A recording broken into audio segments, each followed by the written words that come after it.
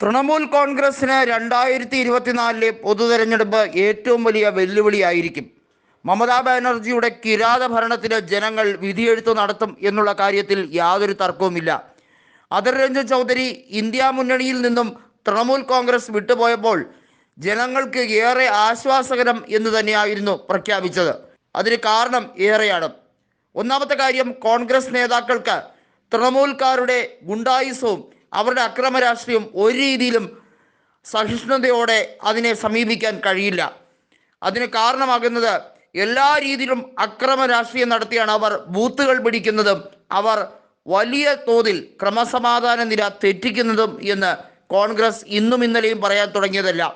എല്ലാ രാഷ്ട്രീയ പാർട്ടികളെയും അടിച്ചൊതുക്കി സ്വയം വളർന്നു കളയാം എന്ന് വിചാരിക്കുന്ന തൃണമൂൽ കോൺഗ്രസിന് സ്വന്തം പാളയത്തിൽ നിന്ന് തന്നെ മറുപടി കിട്ടിയിരിക്കുകയാണ്.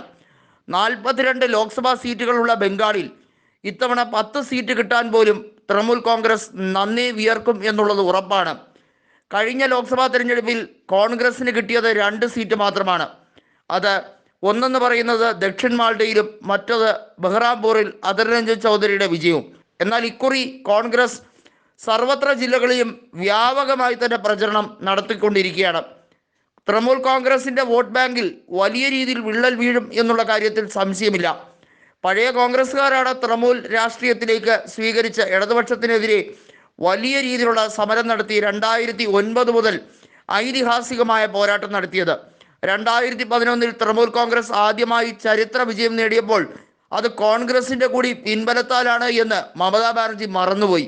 വൈകാതെ മമതാ ബാനർജി ഒറ്റയ്ക്ക് ഭരണം പിടിച്ചെടുക്കാനുള്ള ശ്രമമായി. കോൺഗ്രസിനെ കറിവേപ്പില പോലെ കളഞ്ഞു. ഇന്നിതാ മമതാ ബാനർജി ശരിക്കും ഉഴറുകയാണ്.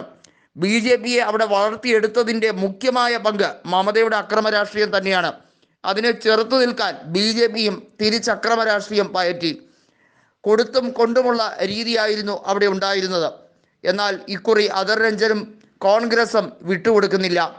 മാൾഡയിൽ രാഹുൽ ഗാന്ധിയുടെ വാഹന വ്യൂഹത്തെ തടയാൻ വേണ്ടി ശ്രമിച്ചതും സന്ദേശ് കാലിയിലെ സംഭവ വികാസങ്ങളും എല്ലാം മമതയെ തിരിഞ്ഞുകൊത്തുന്നുണ്ട്. തീർച്ചയായും ഈ ലോക്സഭാ തെരഞ്ഞെടുപ്പിൽ മമതാ ബാനർജിക്ക് വലിയ വെല്ലുവിളിയാകുന്നത് ഈ 2 ഘടകങ്ങൾ തന്നെയായിരിക്കും.